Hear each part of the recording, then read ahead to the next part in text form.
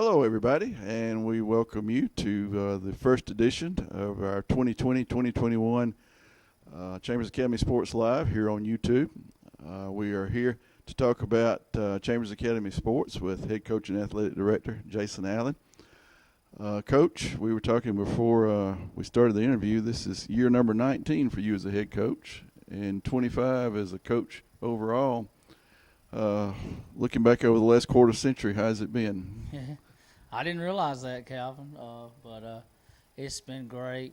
God's blessed us wonderfully, and just really have enjoyed every day of coaching these young men, no matter where I've been. And they say if you love what you do, you'll never work a day in your life. And so I feel like that I've had the best job in the world. Great. Well, you've done a great job, and we're going to talk about that a little more as we move along.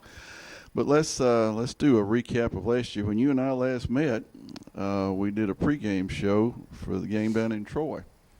Yeah. And we said after this game's over, we'll get together again and talk about the season, win or lose. And then it hit. Yeah. Quarantine hit. Yeah. We barely made it through basketball season, maybe by like a week. Yeah. Got into baseball, and sports just took a back seat, and that happened nationwide. The AISA, to me, gets a lot of credit for hanging on longer than some agencies, because they tried to even work out baseball and softball even on into June before they realized they couldn't make it work. But looking back on last year, every varsity sport at Chambers that completed its season played for a championship. Yeah, that's what you want. Yeah, that's unheard of. First time we've ever done that in school history, and I felt like we had a good chance to make a run at it in softball and baseball as well. I think we would have been there. I talked to an umpire that umpired some of our early games, and he had little doubt that we would be around at the end of the baseball season. So things were looking great, and they still are looking great. Of course, we head into 2020-21 with a cloud of uncertainty, the same cloud of uncertainty really hanging over our heads, and I want to get into that toward the end of the conversation. But let's look back at last year, particularly in football. 11-2, of course, following a year when you were 13-0. So a lot of people would look at that maybe as a regression, but I don't really think it was. I think it was a great year. Yeah, it was a great year. Two losses is the most we've had in over 5 seasons in 1 year. And just we lost to the 3A state champions the last game of the year. We were going for, I think, our 4th undefeated season in a row. Lost to those guys. We didn't really have to play those guys, but we decided we wanted to play some good opponents and did. And so, we could have easily been undefeated again last year, but we decided we want to play a good football teams. I feel like you get better playing good football teams. And then, of course, the state championship game at Troy was a disappointing day for all of us involved. And Southern had a lot to do with that. They played their tails off, and they had a great game plan. It's hard to beat a good football team 2 times, and we just didn't quite get it done, but that was just an unbelievable senior class last year, and the things they accomplished. I was really proud of the season that they had. So 2 great defenses that day, didn't we? Yep, sure did. Yep. It was kind of a 1 or 2 big plays. They made a big play or two, and there was a play or two that sort of cost the Rebels, and like you said, that's the way it goes. But there's only one team that wouldn't have traded places with us. Yep. And that's the team that beat us. That's right. Everybody else would have been happy to have been there and been in second place. That's happened. It's almost like when you print your schedule now, you want to put on the bottom line the date and the time that you're going to be in Troy, because we're 5 years in a row we finished in Troy. Yeah, but this is definitely a step up for us, moving up to 2A.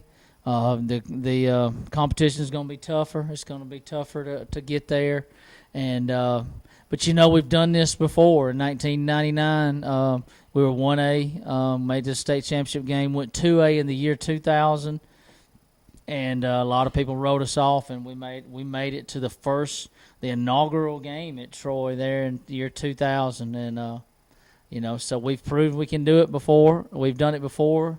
hopefully we can do it again. Oh, absolutely. I think there's no doubt about that. And I was going to talk about that swing, but you brought it up. Every 2 years, the AISA reclassifies, and I guess the AHSAA does also. And they base football on the number of boys you got from the 8th grade to the 11th grade, right? Right. And so we knew we had grown. We knew it was going to be close.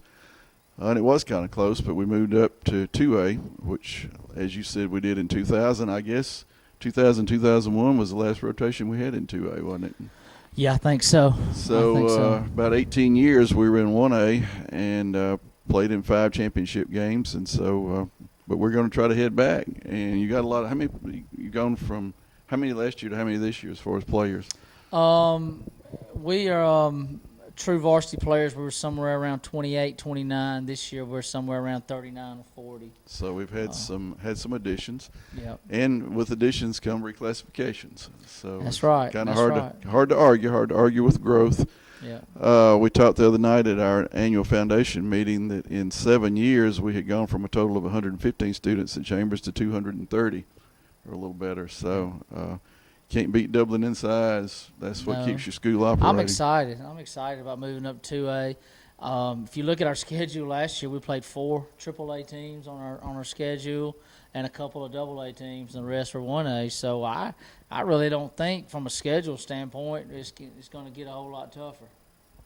Well, that's great. We're glad to hear your air of confidence. Of course, that's not surprising. You've been confident. I've known you a long time. You've always had a lot of confidence, and that filters through to your players.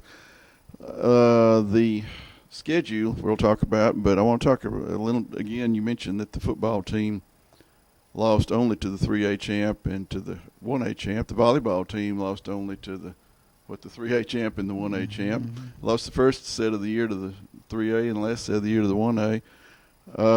Basketball team, of course, in basketball you expect to lose a few more games just by the general nature of the sport, but we rolled through the region and got to the finals and ran into good old Evangel again. Yeah. That may be one good thing about reclassification is we're leaving Evangel behind in 1A in basketball. Yeah. So yeah. So they got a good program for sure. This year looks bright in all sports. Now let's talk about the last 5 years. We've been 58-7 in football. Wow. 58 wins, 7 losses, and of course 4 of those losses have come in the last game of the year. In 49 years at Chambers, we've won 275. This is our 50th football team, by the way. Okay. 49 years, we've won 275 games. You have won in your, 16 years, 116 games. That is 42% of every game that Chambers has won. You were the coach that won it, 42%. I added up your victories as a coach, an assistant coach, and a player. Went back and found your player stats. Yeah. I can't believe they kept stats back then. You have been involved in 164 victories at Chambers Academy. Wow. As a coach, assistant coach, or a player. That is 60% of every game that Chambers has ever won. You've been involved as a player, a coach, or assistant coach. So you got a good legacy here, Coach. Yeah. And we Rebel fans appreciate that. We love our Coach Allen, and he's a very humble man. He probably, had he known I was going to bring all this up ahead of time, might have told me not to. But just wanted you folks to know what a difference Coach Allen has made in the history of Chambers Academy sports. So let's dive into the schedule. Next Thursday, week from tomorrow, game 1. Yep. Lee Scott, familiar opponent. In fact, the last 3 or 4 years has been our first opponent of the year. Yep. We've won 10 all time and lost 14 against them. So this will be the 25th meeting between Chambers and Lee Scott. Got a new coach now at Lee Scott. Yep. Buster Daniel from Valley. Well, we know him well, and he'll do a good job. He'll bring a breath of fresh air there. He comes from a family coaching tree. His father-in-law's Coach Dan Washburn, Lafayette High School graduate and Lynette High coach for many years. We've won maybe 3 in a row against Lee Scott. Yeah, 3 in a row we've won against those guys. And you know, Lee Scott's one of the largest, if not the largest school in our association. They got a lot of good players. They got a lot of good tradition, and I think it's the perfect game to kick off the year. We're close by. We're playing on a Thursday night by design because we want to be the first game in town, and I think we may be the first game in the United States of America to play football. And how about that? Get you some of that. And we're ready to strap it on. Our kids are excited. It's been a great off season. They've worked hard as they've ever worked. It's been a great attitude. We've tried to keep our social distance and do things right. And knock on wood, we haven't had hardly any problems at all from a coronavirus standpoint. So we're excited. It's less than a week away. Hey, I don't think they can cancel it on us this quick. I hope. Well, let's hope not. Yeah. Let's just hope it's not the last game played in the United States of America. That's right. But if it's the first one, we'll take it. Then we come home. Friday night, August 28th, we open up our home season against what you used to call our old nemesis, Abbeville. Yep. We've kind of gotten the upper hand on them. As of last year's victory, we've won 13 and lost 12, but that's always a close game. Yep. Coach Carlisle does a great job, and they play hard, and they believe they can win, and that's a proud program as well. We left them behind in 1A and moved up to 2A.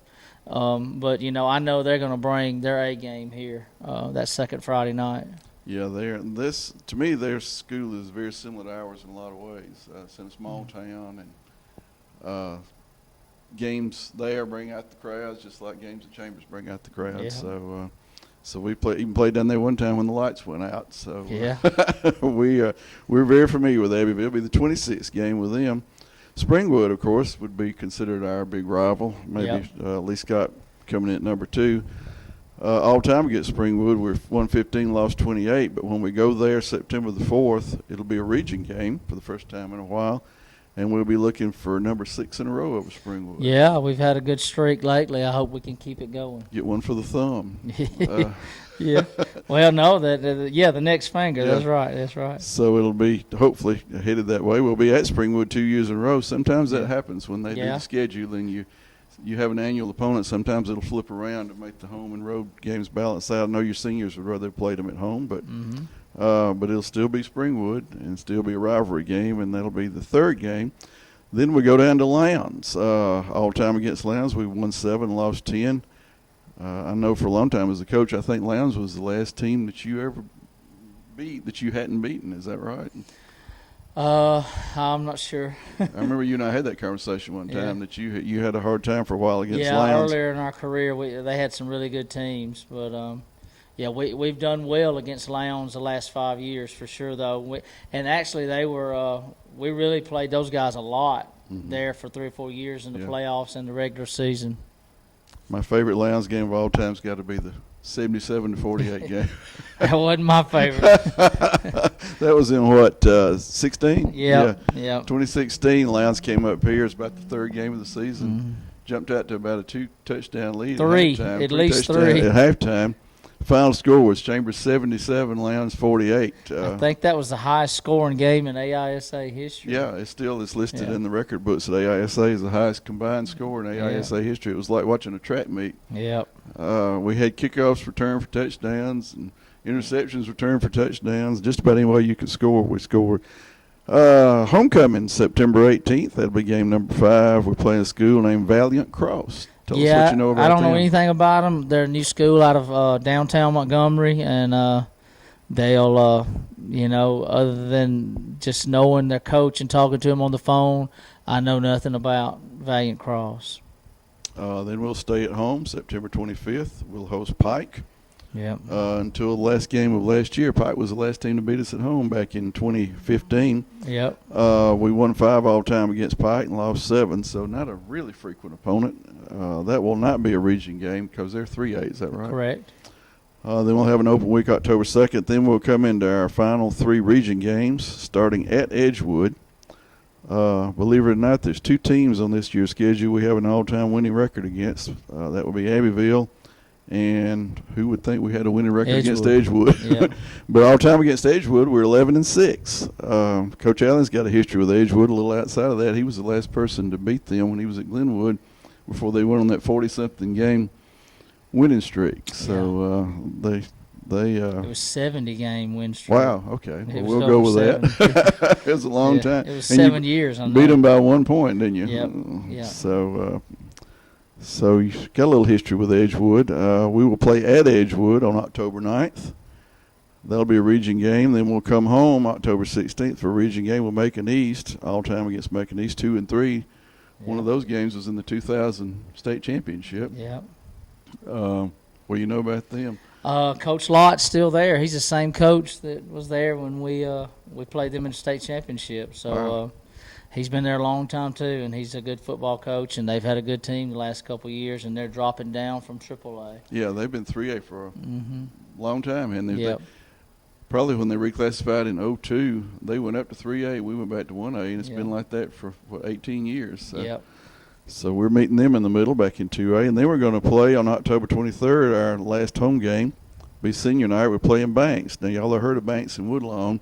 This is not that Banks, although I wonder if there's It's some in the Hoover connection. area, Yeah. I understand, and they're a school that's been there for a little while, but they'd been playing some 8-man football over the years, and they're making the jump to 11-man. What little research I've done, they look very athletic and fast. So that's about all I know about them. We'll know a lot more about them by the time we get to them at week 9, though.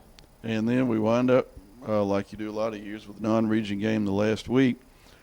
October 30th, night before Halloween, we'll go down to Luverne.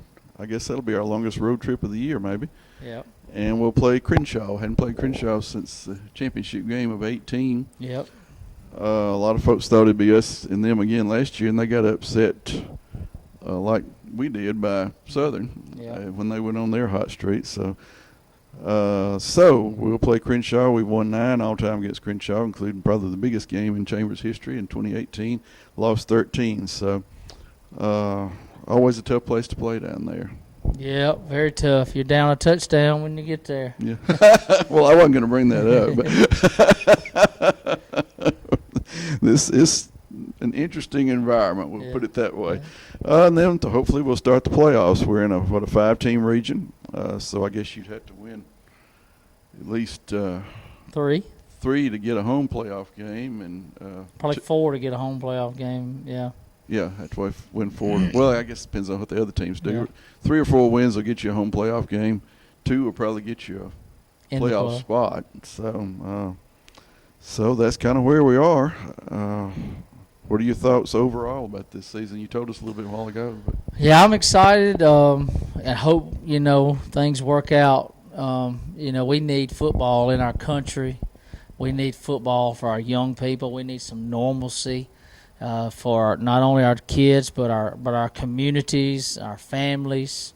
We need to be smart about what's going on. We live in uncertain times, but I think we don't need to be scared or have a fear of moving on with life. There's each generation has had something, and this could be our something here, and we've got to be smart, and we've got to keep a spirit that's not afraid.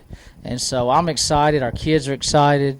I think the community's excited. I think we can have a really good football team. But I think we've got some pieces to fill from some very talented players that left that had a lot of experience. And we've got a lot of talent, but talent doesn't always equate. You need experience as well. So we've got a ways to go, and we're going to be a work in progress early. I think we'll get better and better as the year goes on for sure. Yeah, I've told you this before. I've never known a Jason Allen team that didn't improve as the season went along. So you're one of the best there is at correcting mistakes and learning from them. So, you all might have noticed that we're in kind of a new area here. Yeah. This is the new Rebel Film Room that was constructed over the long summer break. Pandemic. started back in March. Just another thing to make your players feel more like part of a big-time program, right, Coach? Yeah, we want nice stuff for our kids. Our headmaster often says, "Make the big time where you're at," and that's what we're trying to do. We want to have the nicest stuff. We may not be the biggest school, but that doesn't mean we can't have nice stuff for our kids. I've always felt like facilities, nice facilities, clean facilities, expanding facilities, forward, having some vision and trying to do some things really helps your program grow. It helps your school grow. And look at our program right now. We're dressing 45 varsity players, 22 junior high players, and somewhere around 14 or 15 Pee Wee players. We got 80 kids plus in overall in our program, and so that just tells me the kids are excited. Our program's not stale, and we're going to keep trying to build young men, and we're going to keep trying to expand our facilities. And we got more ideas if you want to donate to the cause or anything. Most all of our stuff has been donated by our communities and our people that love this school and love our program and have been willing to give from their pockets. So I really appreciate that, and appreciate Wade Bilesma and several of the our local community, our contractors and different people really helping us and donate things, and just really got a lot of things done for us around here that have made our facilities even better. Got any end zone skyboxes on the drawing board? Yeah, we'd like to do that. Wait, if you want to donate it, if you have a vision, we'll try to make it work. Well, I'm still working on my first million, so when we get there, we'll think about that. Seriously though, what all have the players been exposed to that's new around here than the film room? I know you redid some locker room. We redid made a film room out of their junior high locker room, and of course we've did some aesthetic things in our main locker room. We've added LED lights, LED light fixtures. We've recarpeted the whole facilities. We've redone our coach's office to give us a little more room, and we spend a lot of time down here, so we want to have nice stuff. We want to keep it nice, so. Maybe that equates to the kids saying, hey, this is pretty important. And I thought the grass looked great out there a while ago. I realized that's the only place you had to practice. Yeah. And play, but the field looks great. Yeah. Well, it's a lot of hard work, a lot of grass cutting. And fertilizing. Everything that goes along with it. Well, every year, Coach, for a number of years, you've had a team motto or slogan. This year is what? Our town, okay? Tell us where that came from. And what that means to us, is we have a great, there's nothing like small towns and small town football and communities rallying around. And I think it means something to our players to represent our town. And we want to be known as the town that people come to watch Rebel football and play. And I think that just really – everybody wants to have that pride in their small town athletics or their small town school or whatever they're doing, and we just come out right and say, hey, this is our town. We're going to represent you the best way we know how. We hope that you'll come watch us on Friday nights, and we'll make you proud by our actions, the way we play between the whistles, the sportsmanship we exhibit, and the way we treat your young men. We want to develop young men and women that are going to represent this town and live here for years to come and make this town a great community. And so that's kind of our slogan this year, our town. It brings a sense of pride to our young men. That's great. Well, I think that's every year there's a rallying cry for the football team, and this one will be our town. But, when we go on the road, we take a pretty good crowd too, don't we? Absolutely. Right now, we've got the longest road winning streak in the state, public or private, 24 in a row on the road. Wow, that's awesome. So when they look up, those home teams look across the field and they see those guys running out in those white jerseys, kind of sparks a little fear in them. Apparently. Yeah. Well, we're going to get everybody's best shot too. But I can tell you this: when we go somewhere, we're going to play hard. You're going to know you played somebody. We always take a crowd, and that's a great thing. I know you got one thing you're going to surprise everybody with in the hype video. I'm not going to give that away, but going with the same kind of color schemes on uniforms. Very similar. We've done some helmet scheme redesigning, a few things to spice things up a little bit, but overall it'll be the same pretty much. Either be gray on gray or blue on blue. Or blue on white. Yeah. One of these days I'm going to convince you to do gray on blue. I still think that'd be cool. Yeah. Tried all last year. Couldn't get him to do it. But anyway, tell us about some of the guys that we need to be watching for that are new to the program. I know when I came in, to get ready when David and I were coming in to set this up. Saw a lot of young men that I didn't exactly recognize, and it wasn't because they needed haircuts. I just didn't know who they were. Yeah, yeah. So tell me who we need to watch for. Okay, well we got a great group of seniors coming back, 8 seniors. One of our new seniors is Austin Fettner, transferred from Valley High. He's probably going to end up starting for us on the offensive line. He's a really hard-working young man. I think he's going to be a big impact on our team. Our junior class is the largest junior class I've ever seen us to have, even close in football. I think we're dressing 20 juniors in our junior class, and we're going to have several impact players out of that class that are new.